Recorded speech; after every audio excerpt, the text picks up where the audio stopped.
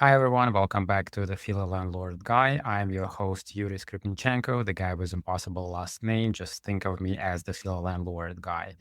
I am a licensed real estate broker and certified property manager here in Philadelphia. And today we're diving into a topic that I get asked about constantly and one that I've actually done a few times myself. We're talking about the Philadelphia sheriff sales, how they work, how to find the properties, how to register and bid, what happens after you win, and most importantly, things that nobody will tell you before you jump into for the first time.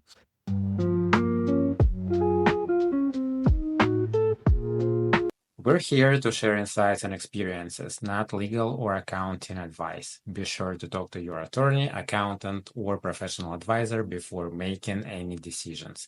Everyone's situation is different. Get the help that is right for you. So this is going to be a solo episode straight for my experience plus the official rules directly from the Philadelphia Sheriff's Office website. So whether you've been curious about this for a while or you've never heard of sheriff sale before, by the end of this episode, you're going to know exactly how this process works and hopefully be able to apply it in your personal investing. But first, a quick thank you to our sponsor, Trust Art Realty. Managing rentals in Philadelphia is becoming more and more complex every day, whether it's navigating new legislation, dealing with longer days on the market, or just trying to figure out if your numbers still make sense in 2026. You don't have to do it alone. Trust Art Realty just launched 2 free tools on their website, and I think a lot of you are going to find them actually very useful. The first is Investment Property Analyzer. You can just go in, plug in your property numbers, and see if it pencils out before you make an offer. The second is Rent versus Sell Calculator, built specifically for Philadelphia markets. If you're sitting on a property and wondering whether you want to hold it or sell it, this tool will walk you through the math. Both are completely free. You just go to trustartrealty.com, select owner's menu, and you will see 2 options in the menu for both of these calculators. And if you want to go a step further, Trust Art Realty, as usual, offering to all of our listeners a free rental analysis or a management advice session. Whether you want to know if your current trend is realistic for where the market is right now, or you just need a second opinion for your portfolio, they've got you covered. Just reach out to us at trustartrealty at philalandlordguy.com or go to trustartrealty.com and click schedule a call. All right, let's get into the sheriff sale playbook. First, let's clear something up. When people say sheriff sale in Philadelphia, they are actually talking about 2 completely different types of auctions. And most people do not realize there is a difference. Type 1 is a tax sale. This is when a property owner has fallen behind so far on their property taxes to the city of Philadelphia that the city forces a sale to recover what is owed. These are conducted online through a platform called Bid for Assets. That is BID, the number 4, assets.com. The opening bid on tax delinquent properties usually starts just at $1,600.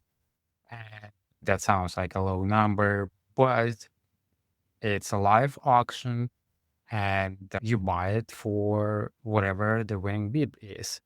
And the type 2 is the mortgage foreclosure sale. This is the more traditional sheriff sale most people picture. A homeowner defaulted on their mortgage, the lender sued, got a court judgment, and now the property is being sold to recover the debt. These are also run online through Bid for Assets. Both types are fully virtual. You're not showing up at a courthouse steps auction like you see in the movies. Everything happens online, which is actually great news for investors like you and I, and opens the door to anyone with a computer and the capital to participate, which is very important. They used to have those auctions in person when you had to go and stand up to or raise your hand to make a bid. But since COVID time, during COVID, they stopped it for a while. And then after that, instead of going back to in-person live auctions, they did it online, which in my opinion is a great step. So where do you actually find those properties? There are two main places. First is the Philadelphia Sheriff's Office website. They list current auctions and all of the official conditions of sales. That is your source of legal rules for the game. I actually pulled the official conditions straight from the website for today's episode. So everything I'm going to share with you is actually outlined in their published guidelines. Whether they follow them or not, that's a separate story. But these are published guidelines on their website. So the second place, and honestly the most useful one for day-to-day search, is Bids for Assets website. This is where you can browse upcoming Philadelphia auction listings, filter by property type, see open bids, view photos if they're available, and track specific properties that you're interested in. The website usually lists a few upcoming auctions. You can open them up. You can see what each property's address, when it's going to go on sale. You can download it. You can do whatever you want to with that spreadsheet. It is the investor-facing interface that makes the whole process actual and manageable and much more easier than it used to be.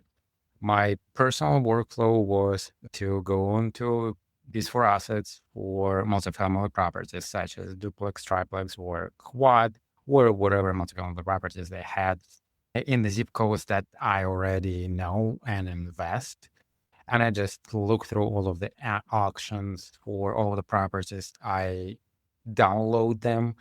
I create the Google Map page specifically for those properties. So I just download all the properties, put them in the maps. So put all of those little dot maps so I can see where those properties located, which for me just makes it more visual and easier to see. And then I can just go property by property. First, I would research the property online, see what it looks like on Google Maps, maybe drive by, and research the zoning of this property, if it had rental licenses, variances, or anything like that. So whatever may be useful for me to know for the property, especially if it's a multifamily, there are more things that I need to look for. And then if I determine that the property is something that I'm interested in and all of the background of the property matches my criteria, I would ask my title company to run the title, let me know if or what kind of liens the property has. So here is something that trips people up, and I want you to hear this clearly before you do anything. You cannot just show up at the auction the day of the auction and start bidding. You have to pre-register on the website and submit a deposit before the auction ever opens. So if this is something that you want to do, just go to the website, create your account so you have that. And for tax sales, the deposit is usually $1,500 plus processing fee. One deposit covers you for the entire auction date, so you do not need to deposit $1,500 for every single property that you want to bid on. It's for a day of the auction. And that means that you can bid on any or as many properties that you want within that single day with single deposit. For mortgage foreclosure sales, the deposit is a little bit heftier, is about $10,000 plus the same processing fee, same structure, one deposit. You can bid on everything listed that day. That deposit gets applied towards your 10% down payment if you win something. If you don't win anything, it comes back to you, but they usually send you an email asking, do you want to apply it for the next auction or do you want to get it refunded to you? So you select whichever option you want to. If you know that you're going to bid more, you can just reapply it to the next auction, because otherwise, if you get it back and then you want to submit it again, you will have that $35 fee. But there is the hard rule. If you win and do not follow through on the purchase, you forfeit that deposit. The sheriff's office is very clear, no exceptions, no extensions. So only register when you are serious, your financing is lined up, and you are generally ready to close. Once you registered and funded, the actual bidding is pretty straightforward. The auction runs online, bids go up by at least $100. highest bid wins, subject to reserve price being met on foreclosure sales. On the foreclosure side, there is something called an upset price. This is the minimum that the bank will accept for the property. As a bidder, you won't see that number. Sometimes they have, or sometimes they reveal that upset price, but most times they won't. And as a bidder, you will not know the number, but the platform will show you when you bid, or if you just watch that auction, it will show you when the reserve has been met. If nobody bids high enough to hit the reserve, the bank typically takes the property back, what is called the bank walk back or a credit bid. No third party sale happens. On tax sales, it's simpler. You have your opening bid, highest offer takes it. It's similar if you ever bought something on eBay or any other auction websites when you need to place a bid. The same thing, you have the auction timer that runs off. It will increase by 15 seconds, 30 seconds, or a minute if you place your minute at the last moment. So do not hope that if you see the property listed for 1600 and you put a bid for 1700, that it will run off in a second and you win. No, it will extend the timer for another minute, or I think they actually increase it for 3 minutes, and then more bids will come in and so on. So sometimes it's a very stressful process. Make sure that you know what you're doing, have your hard numbers that you will not go over to make sure that you're not overbid for something that you don't want. One thing worth knowing, there is also a second bidder option. So if you were the runner-up, meaning that you were directly outbid by the winner bidder, you can register as the second bidder and agree to purchase at the same price as the winner. Why would you do that? In case if the winner defaults and doesn't complete their purchase, you step in and get the property. It's a backup position that's absolutely worth taking if you really wanted a specific piece of property and got out at the last second. So what happens after you win? This is where people get themselves into serious trouble. The payment deadlines are strict. Here is the timeline straight from the sheriff's office, condition of sale. Also, when you register, it will tell you, when you register for bidding or for the website, it will tell you what is the deposit amount, when you need to submit that deposit, when the deposit is due, when your 10% is due, and when the rest of the purchase price. They will provide you with all information, but still you need to know that the day after the auction. So if you win the auction today, tomorrow you have to put 10% down payment for the auction. So if you want something at $200,000, make sure that you have $20,000 by tomorrow to deposit. You can send it as wire transaction to the auction website. You do not pay directly to the sheriff's sale. You pay to the auction website, and the auction website send it to the sheriff's sale. You will have that 10% down payment is due, plus a buyer's premium if there is any. Usually on foreclosure sale, that's about 1.5% of the purchase price. Tax sales, it's about 10% of buyer's premium, which is a significant and something that you need to factor in into your total cost. When you're bidding, you need to keep in mind that your actual number will be 1.5% or 10% higher than what you bid up to. So 15 days after the auction, the remaining 90% of the purchase price is due. That's what the sheriff's sale website says. But I'm pretty positive that it's 10 days, not 15. So if that 15th day falls on the weekend or holiday, you get until the next business day, but that's the only flexibility you get. So say again, if today is Monday, you're winning a bid on the property. By tomorrow, you have to have your 10% down payment that you pay, and make sure that by the next Tuesday, you have the remaining 90% of the purchase price. Miss either of those deadlines and you are in default. Your deposit is forfeited, full stop. So that's somebody who signed up as the second bid will get your property and they will buy it at the price that you wanted. And one more critical step Make sure when you register after the closing that you put exact name that you will want to have on your deed. If it's LLC, make sure that you have that LLC ready and that you put in that LLC. If it's somebody else's name, make sure that you have that name. Again, they will provide you with the form, they will ask you the question, but you will have a limited time amount when you need to provide all of that information to make sure that everything is processed on time. So now, for the part that doesn't appear in the official rule book, the stuff you'll learn from actually doing this. Everything is sold completely as is. And if you go to the auction website, they do have help videos on how to be done foreclosure sales or tax sales. They don't do it just for Philadelphia. It's a portal that does it across the country for multiple different townships and counties. So those help videos, they are a little bit outdated and they cover the whole country, so not county specific. Philadelphia Sheriff Sale has their own videos as well that you can look up if you're interested. But again, everything is sold as is. No inspection contingency, no warranty, no representations from sheriffs or bids for assets about the condition of the property. So you're buying whatever condition that property is in, sometimes or most of the times sight unseen, because there is no agent involved, there is no key. You cannot just go and see the property. And the property very well may be occupied.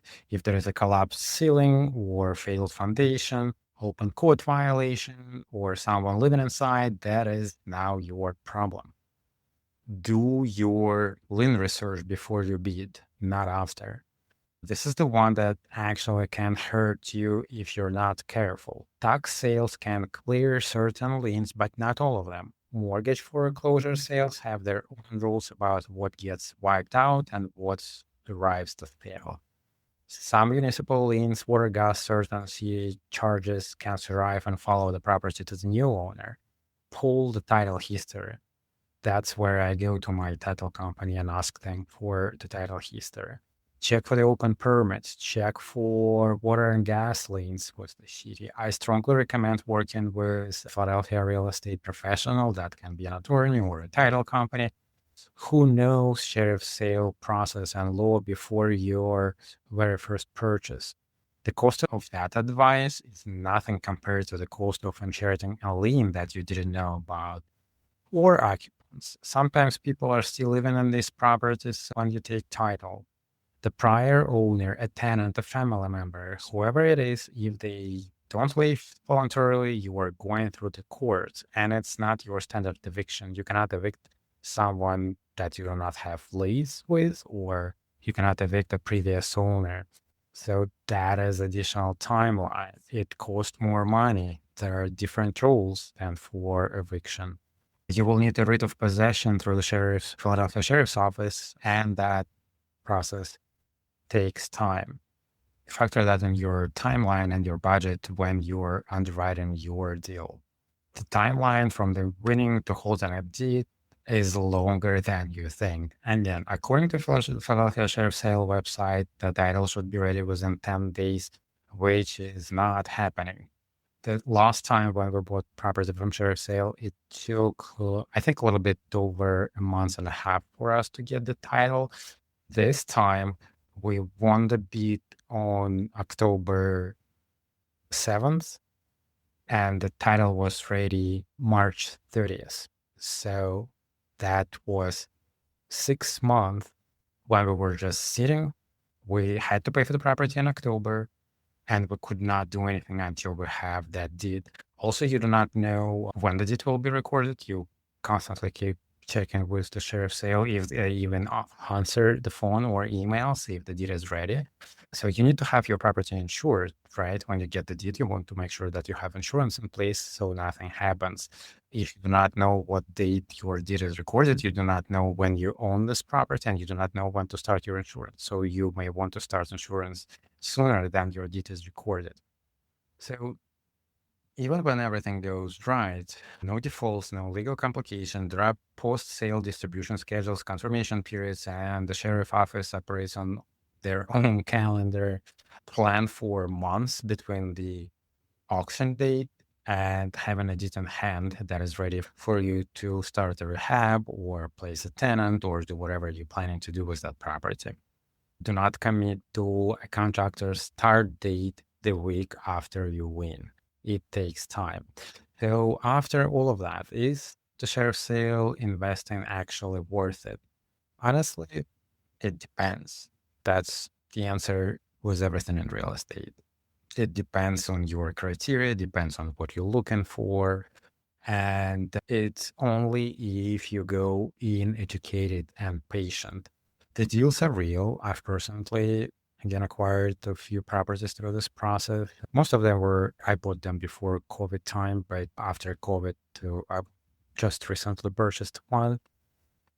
And I could not have come closer to getting that specific property for the price through a traditional transaction.